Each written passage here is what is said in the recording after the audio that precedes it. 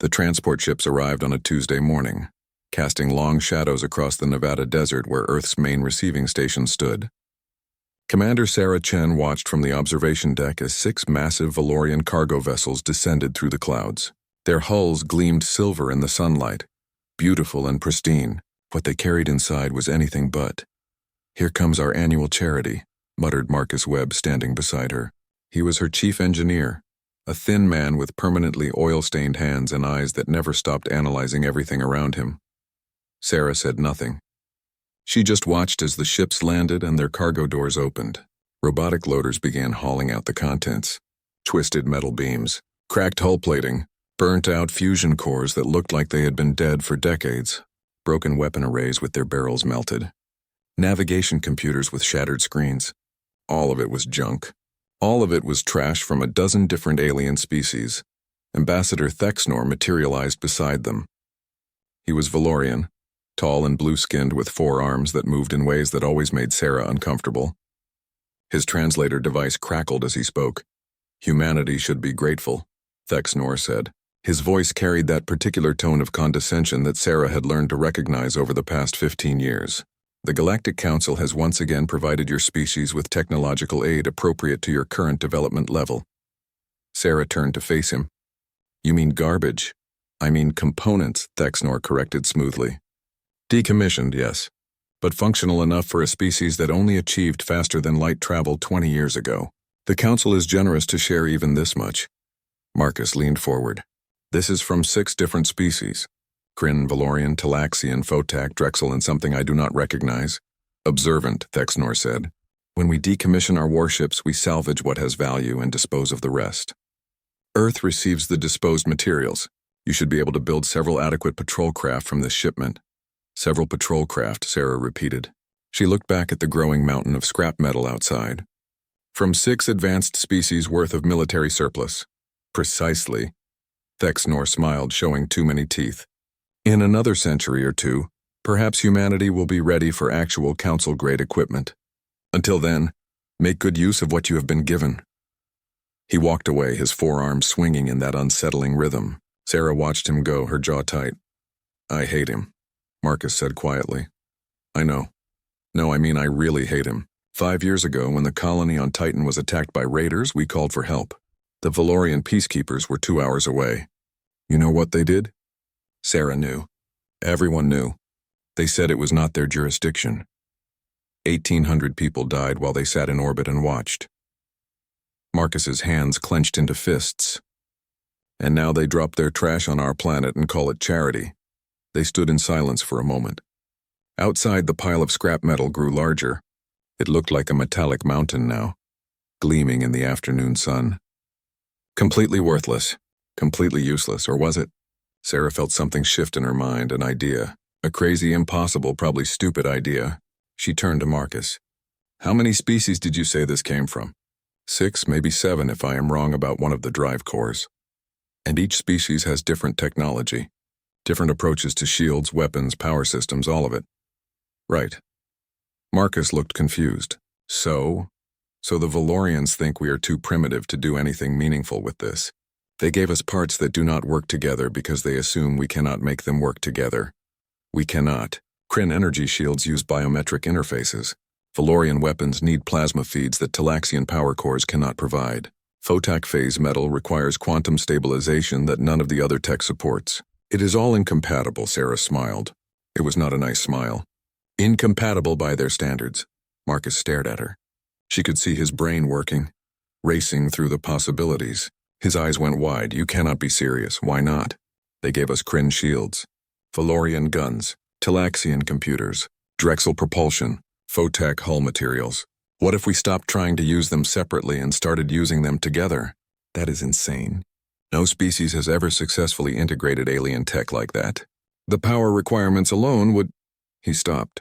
"Wait, human manufacturing processes are different. We use different metals, different welding techniques, different programming languages. What if that is exactly what we need? What if we took all of this junk," Sarah said slowly, "and built one ship instead of several patrol craft? One ship that combines technology from 6 different species in ways they never imagined?" Marcus was quiet for a long time.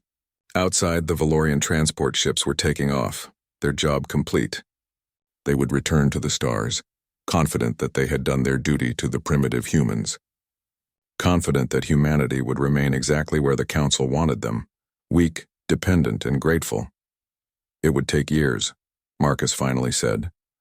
We would need resources, a facility, a crew that could work with alien technology, and we would have to do it in secret because if the Council found out, they would shut us down immediately. I know an old orbital facility, Sarah said, built during the Mars expansion, abandoned when the funding ran out. It is off the official logs. We could work there. You are really serious about this. I am tired of being treated like children, Marcus. I am tired of watching them look down at us. I am tired of patrolcraft and gratitude and knowing our place. She looked at him. 15 years ago, humanity joined the Galactic Council as a third-tier species. We are still a third-tier species. Nothing has changed. Nothing will change unless we force it to change. Marcus looked at the scrap pile. Then he looked at Sarah. Then he started to smile. It was the same kind of smile she had given him.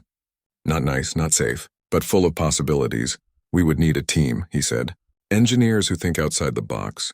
People who are not afraid to break rules.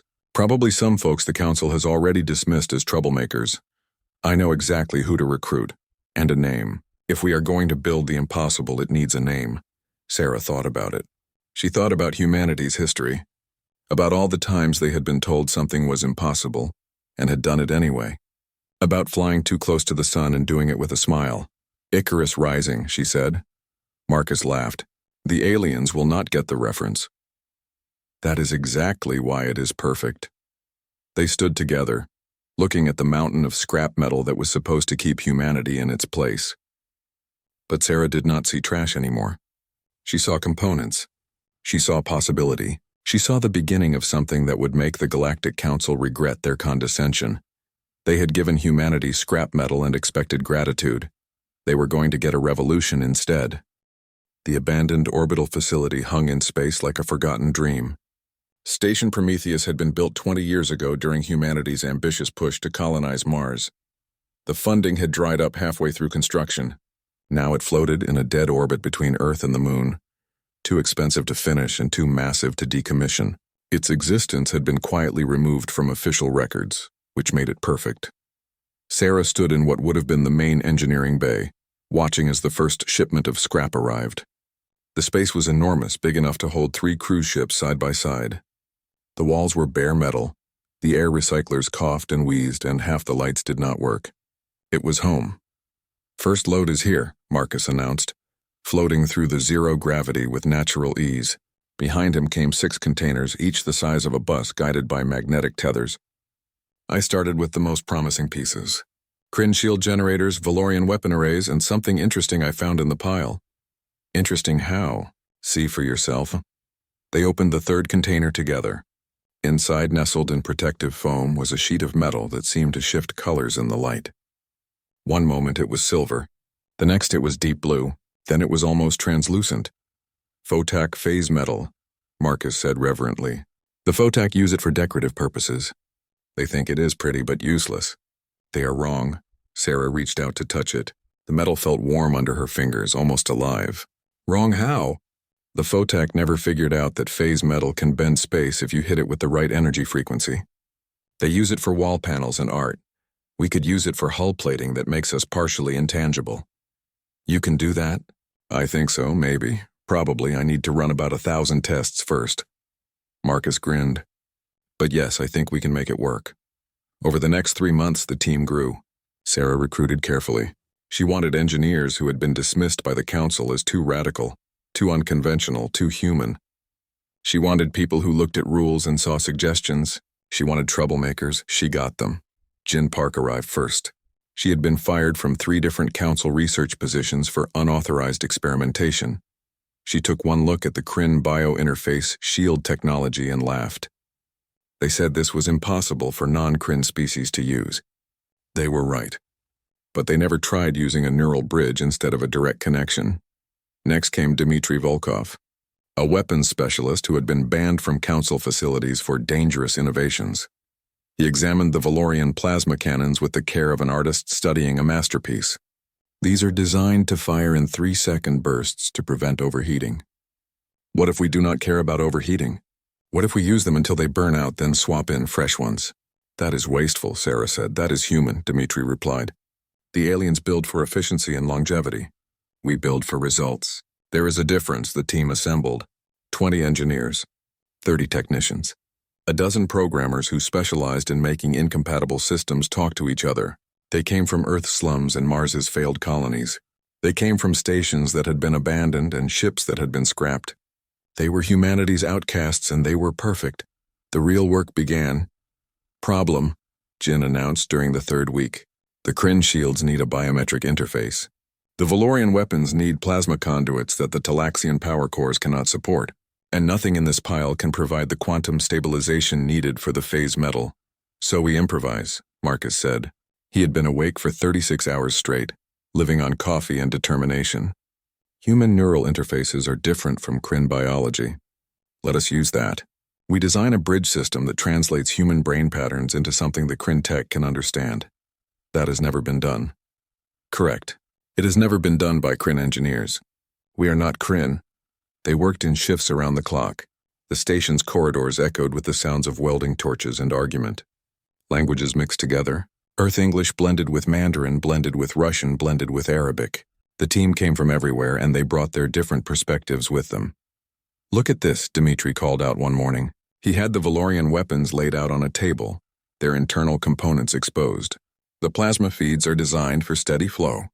But what if we pulse them? Quick bursts of overloaded energy instead of constant streams? The weapons would burn out in minutes, Jin said. Yes, but for those minutes they would hit 3 times harder than any Council warship could manage. Dmitri smiled. And we have extras. The breakthroughs came slowly, then all at once. A programmer named Hassan figured out how to write bridge code between 7 different alien programming languages. A material specialist named Chen discovered that human steel alloys could be welded to photac phase metal, using a technique no alien species had ever tried. A power systems engineer named Rodriguez found a way to overclock the fusion reactors far beyond their rated capacity. This is not safe, Rodriguez admitted, showing Sarah the power flow diagrams. The aliens designed their reactors to run at 60% capacity maximum. It gives them a huge safety margin, but humans have different risk tolerance. What if we run them at 95%? What happens at 95%? Either we get 50% more power output or the reactor goes critical and we all die. Sarah looked at the numbers. And at what percentage can you guarantee safety? Guarantee? Maybe 40%. But that is boring. Rodriguez shrugged. I did not leave Earth to be boring. 6 months in, they had the basic frame. It did not look like any ship humanity had ever built. It did not look like any ship the Council had ever built either. The hull was photac phase metal, shimmering and strange. The interior was a maze of incompatible technologies forced to work together through human ingenuity and stubbornness. The power cores hummed with barely contained energy. The weapons arrays looked like they had been designed by someone having a fever dream. It was beautiful. We need to test the power systems, Marcus said. They had gathered in the main control room, such as it was. Monitors covered every wall, each one showing different ship systems. Most of the readouts were in alien languages that the team had learned to read through necessity. Do it, Sarah ordered. The lights dimmed as power flowed through the ship for the first time. For a moment, everything held steady. The fusion cores spun up. The plasma conduits glowed. The phase metal hull began to shimmer with internal light. Then everything exploded. Not literally. But every system went haywire at once. The shields activated and deactivated randomly. The weapons charged without being told to. The navigation computer started calculating jump coordinates to random points in space. Alarms screamed in 6 different alien languages. The whole ship convulsed like a living thing in pain. Shut it down, Sarah yelled. I am trying. Marcus had both hands on the control panel, frantically typing override codes. The systems are not responding. They are fighting each other for control. Fighting each other? The Kryn tech thinks it is in charge. The Valorian systems disagree. The Talaxian computer is trying to arbitrate but using the wrong protocols. They are all trying to run the ship their own way. It took 20 minutes to shut everything down. When the last system finally went dark, the entire crew stood in shocked silence. 6 months of work. Thousands of hours of engineering. All of it useless if the technologies could not cooperate. This will not work, Jin said quietly. No, Marcus said slowly. Not like this. But what if we stop trying to make them cooperate? What do you mean? The aliens build integrated systems. Everything works together smoothly because everything is designed to work together. We cannot do that. We have 7 different species worth of technology, all of it incompatible. What if we embrace that? You are not making sense. Marcus turned to face them and his eyes were wild with inspiration. What if we design an AI that can manage controlled chaos? Instead of making the systems work together, we let them fight and use an AI to balance the fighting. Quick adjustments, constant monitoring, using the conflicts between systems as a feature instead of a bug. Sarah understood immediately. We need Dr. Yuki Tanaka. Who? Best AI specialist humanity has produced. Also completely insane. The council banned her work because her adaptive learning systems were too unpredictable. Sarah smiled. Perfect for us. They brought Yuki up on the next shuttle. She was a small woman with gray streaked hair and eyes that saw patterns no one else could perceive. She took one look at their setup and laughed. You have built a nightmare, she said. I love it. Can you make it work? Can I make incompatible alien technologies cooperate through an adaptive AI managing their mutual hostility? Yuki considered. No, but I can make something better. I can make an AI that turns their fighting into a weapon. This ship will not think like a council vessel. It will think like a human. Improvise, adapt, overcome, turn every weakness into a strength. How long will that take? Give me 3 months. She took 4, but it was worth it.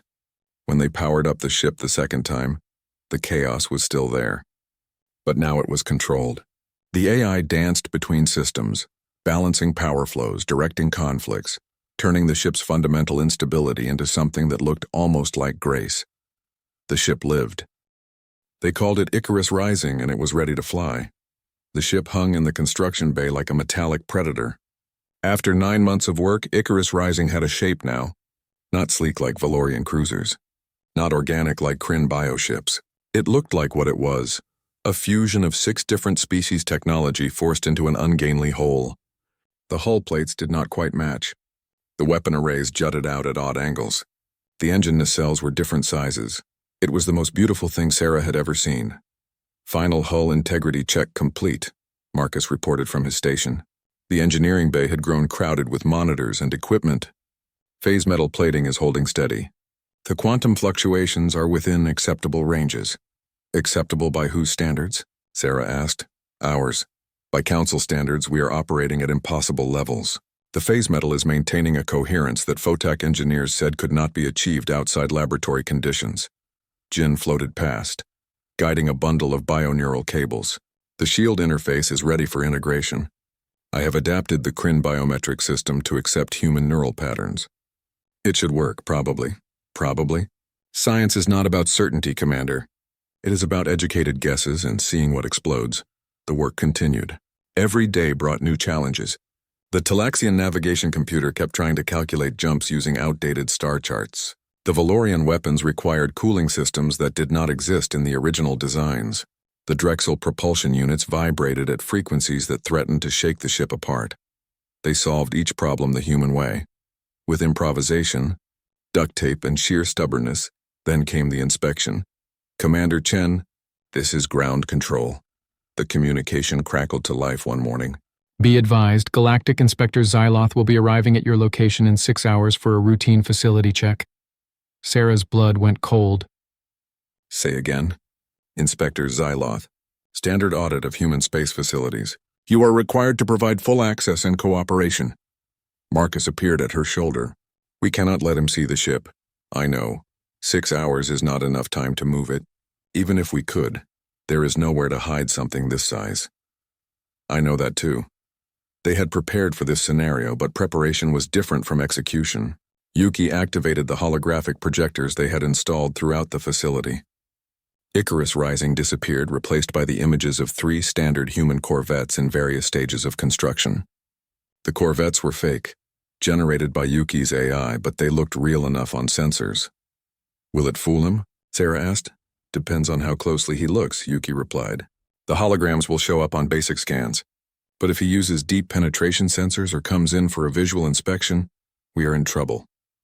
The next 6 hours were spent in controlled panic. They cleared away any components that did not match the fake corvettes. They programmed false readouts into all the monitors. They hid anything that looked too advanced or too alien. The entire crew moved with practiced efficiency, but Sarah could see the tension in every face. Inspector Xyloth arrived exactly on time. His shuttle docked with the station, and he emerged with the air of someone performing a tedious duty. He was Kethrian, which meant he looked vaguely reptilian with scales that changed color based on his mood. Right now they were a bored gray-green.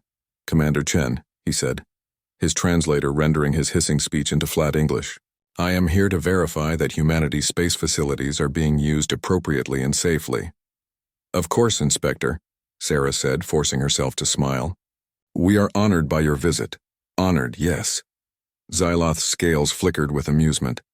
"Let us proceed with the inspection. I have 7 other facilities to visit this week." They showed him the living quarters first, then the supply depots, then the recycling systems and air processors. Xyloth examined everything with professional boredom, making notes on a data pad and asking occasional questions. Sarah answered them carefully, always truthful, never quite revealing the whole picture. "And the construction bay?" Xyloth asked finally. This was the moment. Sarah led him to the observation deck that overlooked the bay. Below them, the 3 holographic corvettes sat in their cradles looking perfectly ordinary and perfectly human. 3 Corvette-class vessels, Sarah explained. "We are using the components from the Council's last shipment to build patrol craft for system defense." Xyloth studied the ships below. His scales flickered through several colors, gray, green, a hint of blue. Sarah's heart hammered in her chest. Could he tell? Was the hologram failing? "Adequate," Xyloth said finally. "Primitive, but adequate for your species' current needs. The Council will be pleased that you are making appropriate use of the provided materials." Sarah allowed herself to breathe. Then Xyloth turned to her, and his scales flashed orange.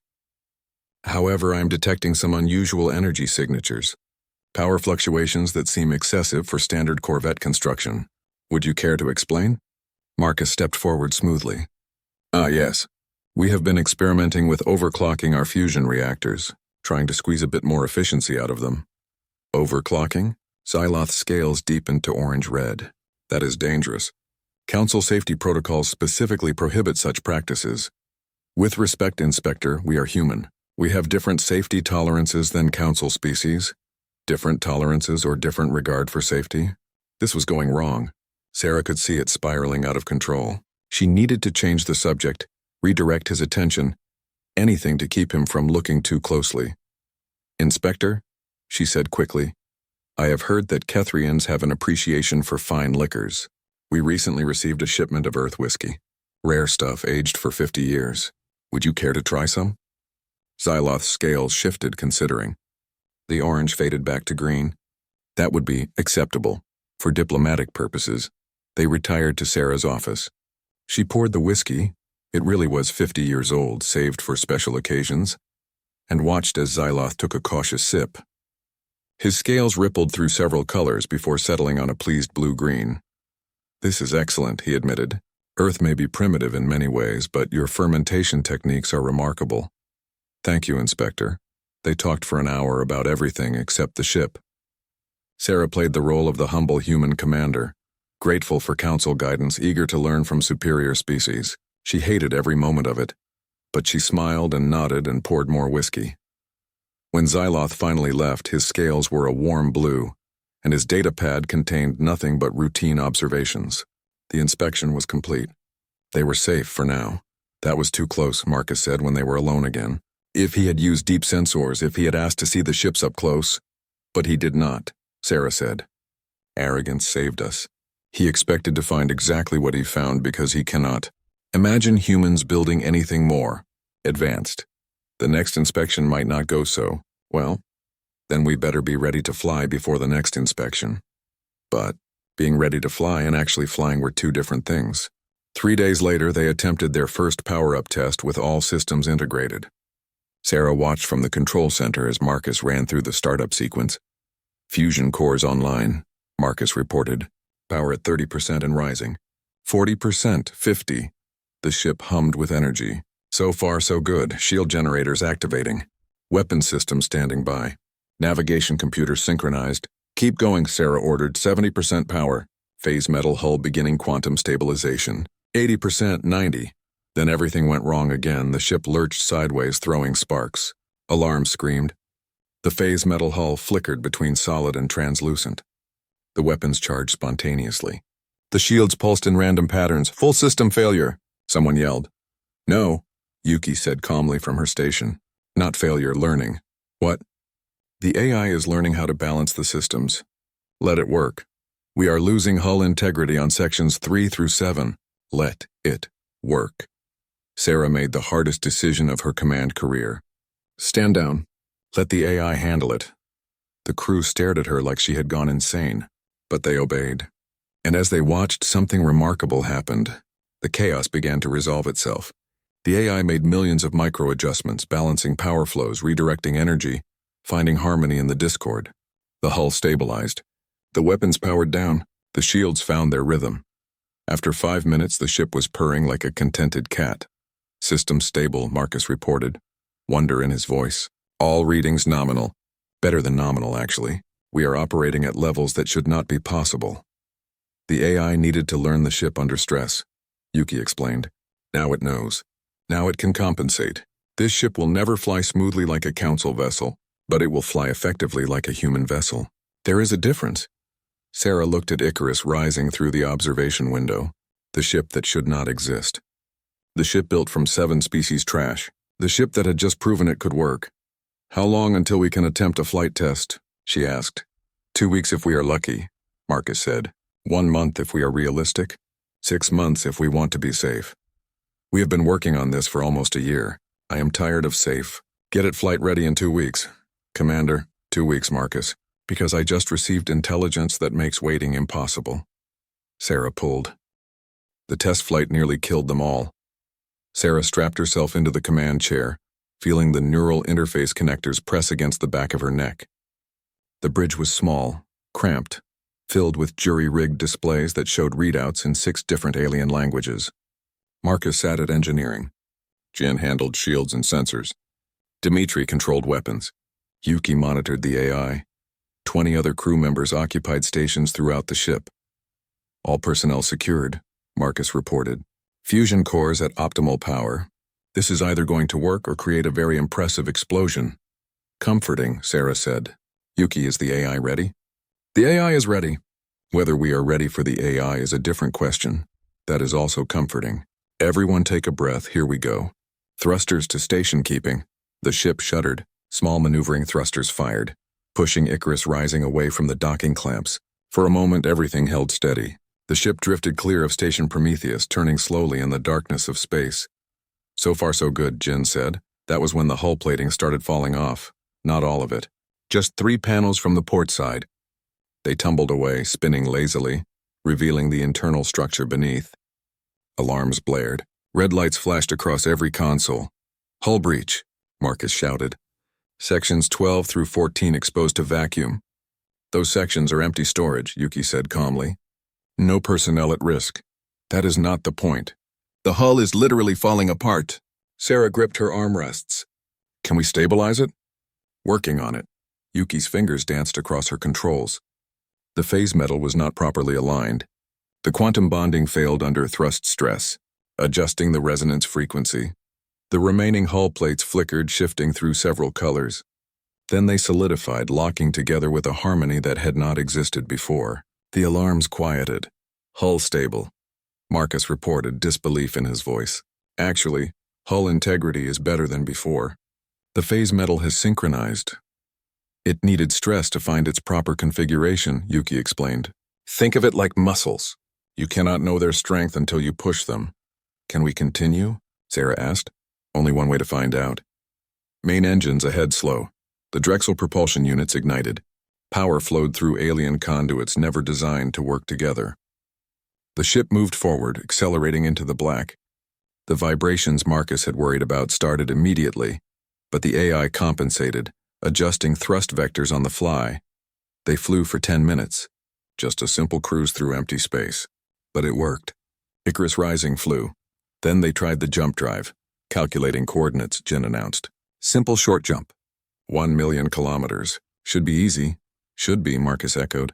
That phrase makes me nervous. Jump in 3, 2, 1, Mark. The universe twisted. Sarah felt it through the neural interface. Space folded wrong. The jump drive, cobbled together from Talaxian components and Valorian field generators, was supposed to create a smooth transition through subspace. Instead, it ripped a hole in reality and threw them through it like a cannonball. The jump took 2 seconds. It felt like hours. When normal space reasserted itself, every crew member was screaming. What was that? Dmitri gasped. That was our jump drive working exactly as poorly as I expected, Marcus said. The Talaxian and Valorian components are fighting each other. The transition was violent but effective. We traveled the distance successfully. Can you smooth it out?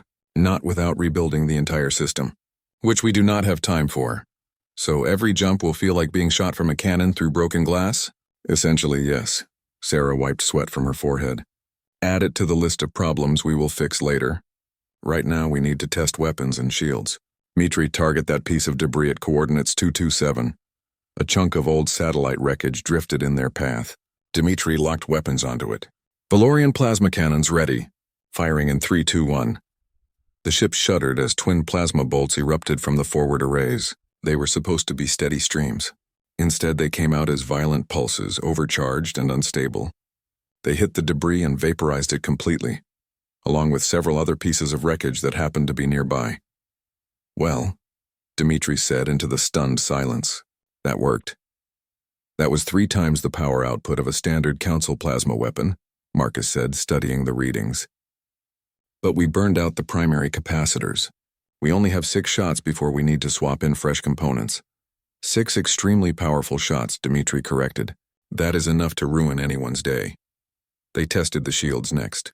Jin activated the Kryn bio-interface system, routing the controls through the human-compatible neural bridge she had designed. The shield snapped into place around the ship, shimmering in blue. Standard Kryn shields, Jin explained. Now watch this. She pushed power through the system, overcharging it beyond safety limits. The shields pulsed, changing color from blue to green to gold. They thickened, solidified, became something more than standard defensive screens. Adaptive shielding, Jin said with satisfaction. The AI is modulating the frequency in real time. We can shift our defensive spectrum to counter whatever is shooting at us. 1 second we are strong against plasma, the next against kinetic weapons, the next against particle beams. No council ship can do that, because it is incredibly dangerous, Marcus pointed out. If the AI makes a wrong calculation, the shields collapse completely. Then we better trust the AI, spoken like someone who has never been in combat. But Sarah was not listening. She was feeling the ship through the neural interface, feeling how all the broken, incompatible pieces were working together. Despite their fundamental conflicts, the ship should not function. By every law of engineering and physics, it should tear itself apart. But Yuki's AI was the glue, the translator, the conductor of this chaotic orchestra. Commander, Yuki said quietly, I need to tell you something about the neural interface. What about it? The phase metal needs organic input to stabilize properly. The AI can manage most systems, but the phase metal responds to direct biological thought patterns, specifically human thought patterns, meaning someone needs to be neurally linked to the ship during combat. And not just linked. Fully integrated. They will need to think at the ship's speed, process information faster than any human should be able to. It will be overwhelming, possibly dangerous, Sarah understood. You are saying the ship needs a pilot, not a pilot. A partner? Someone who can merge with the systems and guide the chaos. Yuki met her eyes. It should be you. You are the commander. You understand the ship better than anyone except Marcus, and Marcus needs to be free to handle engineering emergencies. What are the risks? Neural burn, sensory overload, possible permanent damage if you stay connected too long. The human brain is not designed to process information at the speed this ship operates. Sarah thought about Arcturus 6.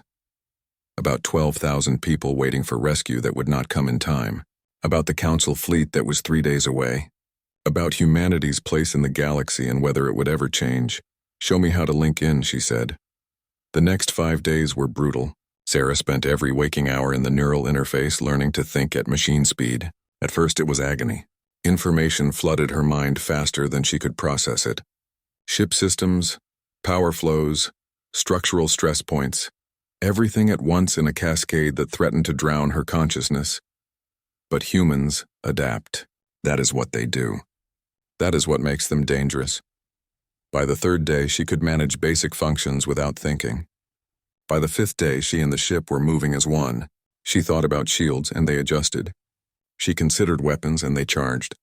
She wondered about propulsion, and the engines responded before she finished the thought. "You are getting too good at that," Marcus said, watching her from engineering. "It is unsettling." "How so?" "You're not moving like a person anymore. You are moving like the ship itself. Your timing, your reactions, even the way you breathe. You are synchronized with alien systems that should be killing you. Is that a problem? I do not know yet. Ask me after the first real battle." The intelligence came through on the sixth day. The Kryn swarm had accelerated their attack schedule. They would reach Arcturus 6 in 8 hours. The colony had maybe 10 hours before total annihilation. The Council fleet was still 2 days out. Sarah called the crew to the bridge. "This is it. This is what we built this ship for. Not for tests, not for approval, for this. 12,000 people are going to die unless we do something impossible. The ship is not ready," Marcus said. "We have not completed half the safety checks. The weapons are unstable. The jump drive is violent.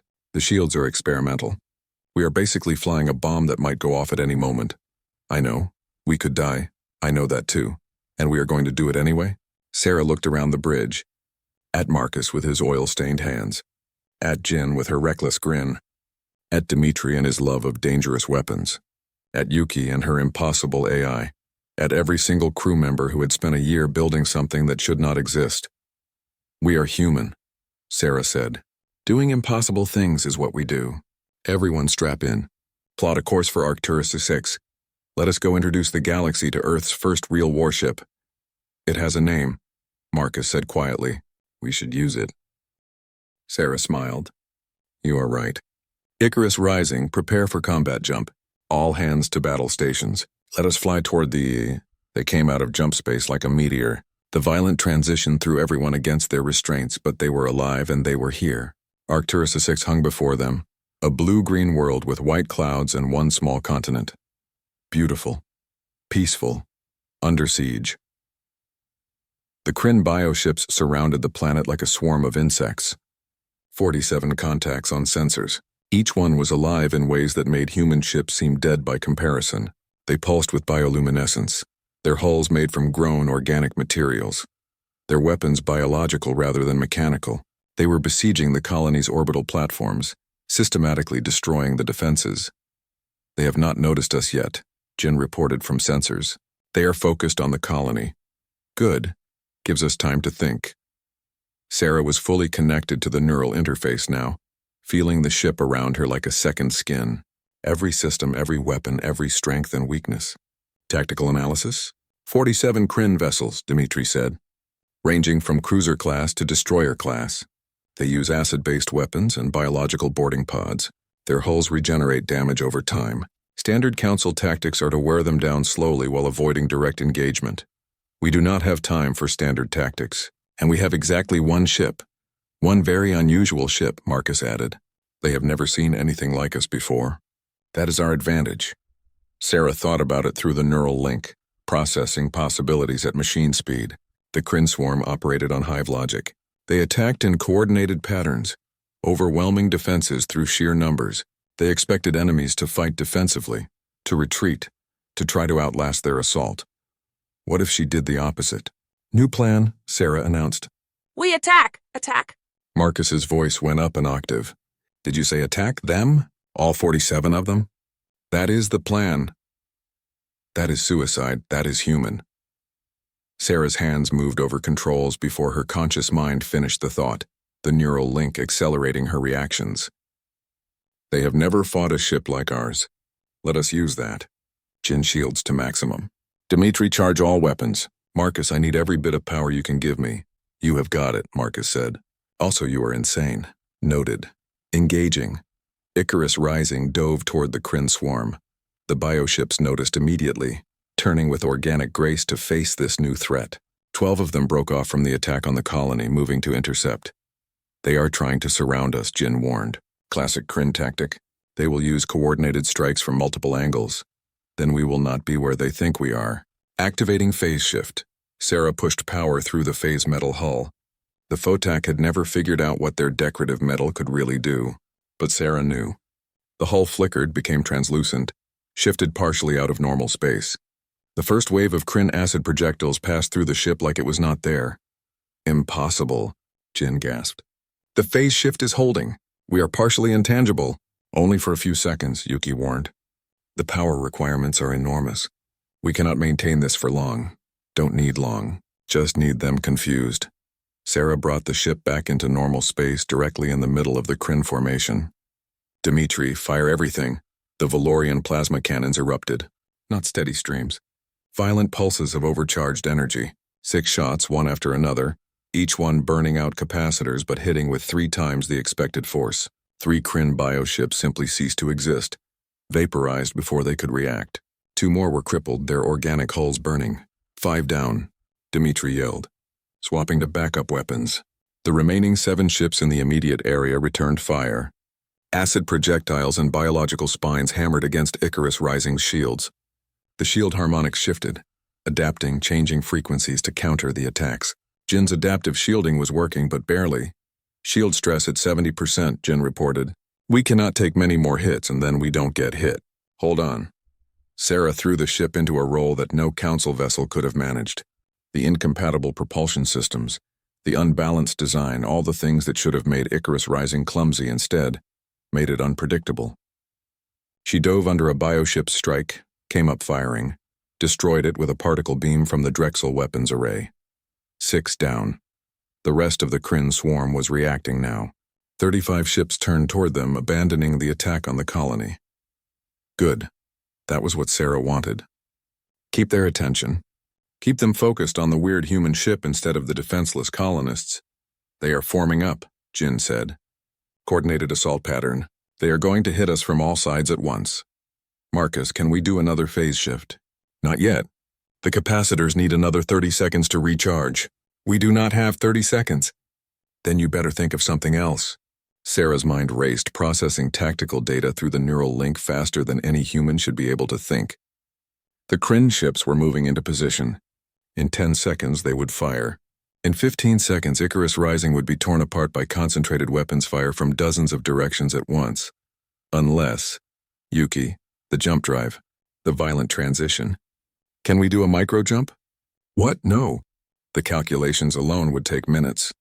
The AI can calculate faster. Can we jump a short distance? 1 kilometer? That is insane. Micro jumps are unstable. We could end up inside a planet or scattered across 10 light years. Can you do it? Yuki's fingers flew across her console.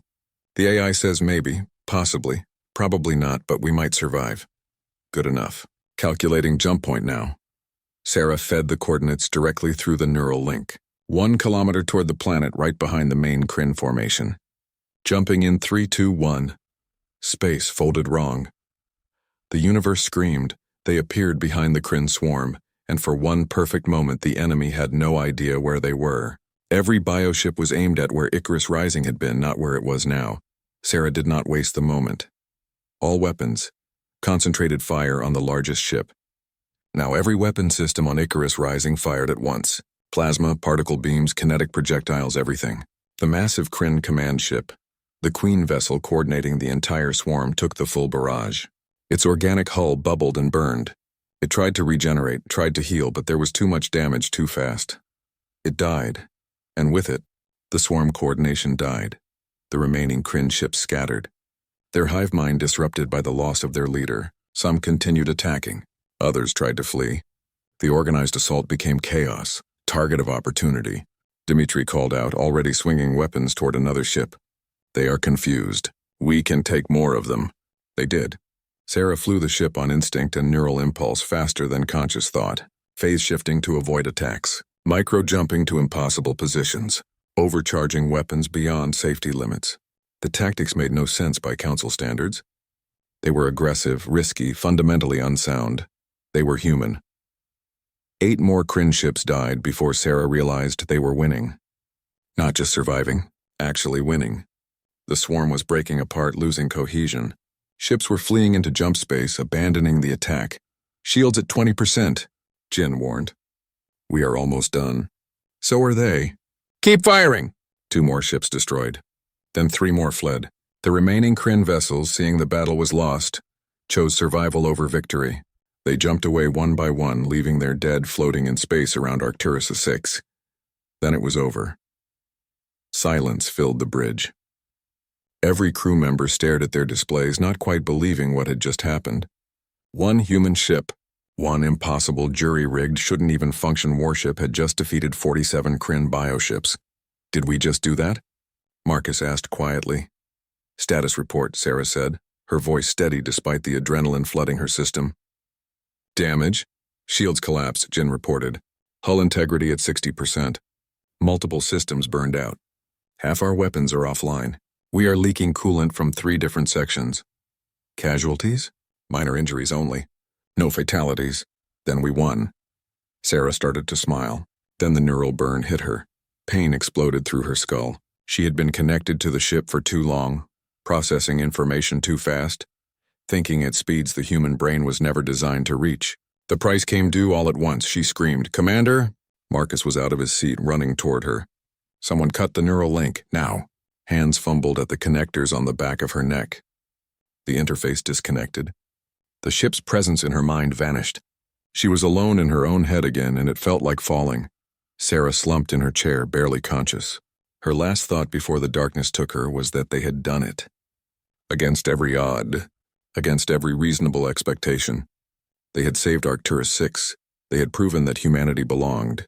And somewhere, the Galactic Council was about to learn that giving humans scrap metal and expecting gratitude had been a terrible mistake. When Sarah woke up, Marcus was there. They were in the medical bay, such as it was. A cramped room with human and alien medical equipment mixed together in another impossible combination. "How long?" she asked. 6 hours. "The doctors say you should be fine." "Neural burn but no permanent damage." Marcus smiled. "You scared us. Sorry, how is the ship?" "Dead in space. Every major system needs repair or replacement. We are..." The summons came 3 days later. Commander Sarah Chen and the entire crew of Icarus Rising were to appear before the Galactic Council immediately to answer for their actions at Arcturus 6. The wording was careful. Not a request, not an invitation, a command. Sarah read the message twice, then showed it to Marcus. They were still on the damaged ship, making repairs where they could, waiting for the inevitable reckoning. "They are going to shut us down," Marcus said. "They have to. We just proved that humans can take their technology and make it better. Every species on the Council is going to be terrified. Good. Fear means respect. Fear means danger. They might decide we are too threatening to allow to continue." Sarah looked around the medical bay, at the mixture of human and alien technology that was keeping them alive, at the ship that should not exist, at the proof that humanity did not need the Council's permission to be great. "Then we give them a choice," she said. "Acknowledge us as equals or watch as we make them irrelevant." The Council chamber was enormous, built to accommodate representatives from 50 different species. It hung in neutral space, a station so large it had its own gravity and weather systems. Sarah and her senior crew, Marcus, Jin, Dimitri, and Yuki walked through corridors lined with artwork from 100 worlds toward the central hearing room. Ambassador Thexnor was waiting outside the chamber. His forearms were folded in a posture Sarah had learned meant disapproval. His expression was carefully neutral, but his eyes burned with anger. "Commander Chen," he said, "you have caused quite a disturbance." "We saved 12,000 lives," Sarah replied. "I would do it again. You revealed unauthorized military technology. You deployed an unregistered warship. You engaged in combat operations without Council approval. Any one of these violations could result in humanity's expulsion from the Council. And yet here we are, being summoned rather than arrested. That tells me the Council is conflicted." Thexanor's expression flickered. "The Council is many things, Commander. Conflicted is one of them. Angry is another. You have disrupted a balance that has existed for centuries. There will be consequences. I look forward to them." The chamber doors opened. Inside, 50 species waited in a circular arrangement, each delegation seated in their designated area. The lighting was calculated to be comfortable for every species' visual spectrum. The air was carefully balanced for every type of respiratory system. Everything about the space said power, permanence, tradition. Sarah walked to the center of the circle and waited. The High Arbiter, a Talaxian with blue crystalline skin, spoke first. Her voice was amplified through the chamber's translation system. Commander Sarah Chen of Earth, you stand before the Galactic Council to answer for recent unauthorized actions. How do you plead? Guilty, Sarah said simply. We built an unauthorized warship. We deployed it without permission. We engaged in combat to save lives. I am guilty of all of it, and I would do it again. Murmurs rippled through the assembled delegates. The High Arbiter's crystalline face shifted colors, showing surprise. You admit your violations freely? I do. Because they were not violations of any law that matters. The real law is this. When innocent people need help, you help them. Everything else is politics. You are human, Thexnor said from his delegation's position. You do not understand galactic politics. The Council provides aid and technology to developing species according to carefully calculated schedules. These schedules exist for good reasons, to prevent dangerous technologies from falling into unprepared hands, to maintain stability, to ensure peace, to maintain control, Sarah countered, to keep species like mine dependent and grateful, to make sure no one threatens the established order. She turned slowly, addressing the entire chamber. 15 years ago, humanity joined the Galactic Council as a third-tier species. We are still a third-tier species. Nothing has changed. We are given scraps and told to be thankful. When we need help, we are told it is not your jurisdiction. But when we prove we can help ourselves, suddenly there are rules we violated. You endangered yourselves, a Kethrian delegate said. The technology you deployed was unstable, dangerous, untested. It saved 12,000 lives, Marcus spoke up. That is pretty good testing. You built a weapon from components of 6 different species, another delegate said. This one was photac, shimmering and translucent. No species has successfully integrated multiple alien technologies at that level. It should have been impossible. Should have been, Yuki agreed, by your engineering standards. But human engineering is different. We do not wait for permission. We do not follow the rules that say things are impossible. We improvise, we adapt, we overcome. You took photac phase metal, the photac delegate continued, and used it in ways we never imagined. You discovered capabilities in our own technology that we did not know existed. That is because you used it for decoration, Jin said. You saw pretty metal and never looked deeper. We saw potential and asked what if. That is the difference between species that follow rules and species that make new ones. The High Arbiter raised one crystalline hand for silence. The question before this council is not whether humans are clever. We acknowledge your resourcefulness.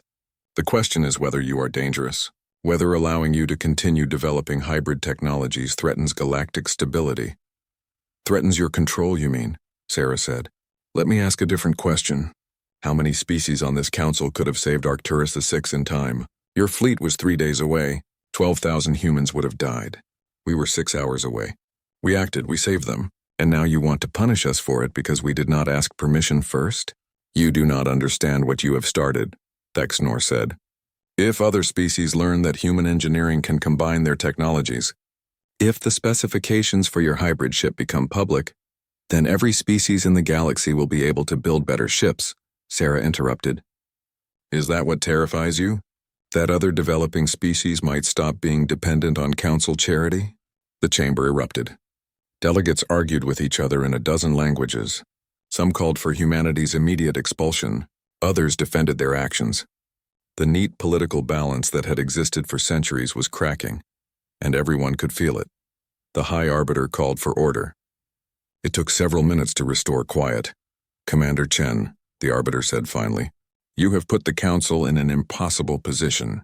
We cannot allow unregulated military development, but we also cannot ignore that your actions saved lives when Council forces were too distant to help. We require time to deliberate. This hearing is recessed. No, Sarah said. The chamber went silent. Delegates stared at her. The High Arbiter's crystalline face shifted to a dark, dangerous purple. What did you say? I said no. No more deliberations. No more committees. No more waiting for the Council to decide what humanity deserves. Sarah pulled a data chip from her pocket and held it up. This contains complete specifications for Icarus Rising. Every system, every integration technique, every innovation we developed. I am going to do something with this chip in the next 10 minutes. What I do depends on you. Is that a threat? Thexnor demanded. It is a choice. Option 1. The Council acknowledges humanity as a second-tier species with full shipbuilding rights, equal technology access, and a vote in Council matters. In exchange, we share our integration techniques with all Council species through proper channels. And Option 2. I release these specifications publicly.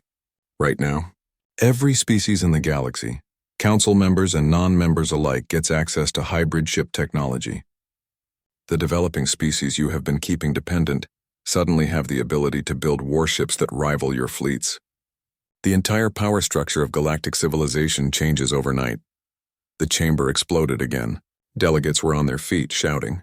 Threats and counteroffers filled the air. The High Arbiter called for order, but no one was listening. Then the Photak delegate stood. The entire Photak delegation stood. Their translucent forms shimmered with decision. Enough, the Photak delegate said, his voice cutting through the chaos. We have heard enough. The humans have proven something we did not want to believe. They saw value where we saw waste. They found potential where we saw limits. They saved lives while we followed procedures. He turned to face Sarah directly. The Photak delegation votes to recognize humanity as a second-tier species. More silence. Then the Drexel delegate stood. The Drexel delegation agrees. These humans deserve recognition. One by one, other delegations stood. Not all of them. Thexnor and the Valorian delegation remained seated, furious. The Kethrian stayed seated. Several others refused to move. But enough stood. Enough agreed. The High Arbiter watched the chamber for a long moment. Then, her crystalline face shifting to a resigned blue, she spoke. By vote of this council, humanity is hereby recognized as a second-tier species with all associated rights and privileges. Shipbuilding restrictions are lifted. Technology access is granted. This is the decision of the council. Sarah lowered the data chip. Around her, the crew let out breaths they had been holding. Marcus was grinning. Jin looked ready to cry. Dimitri and Yuki just looked stunned.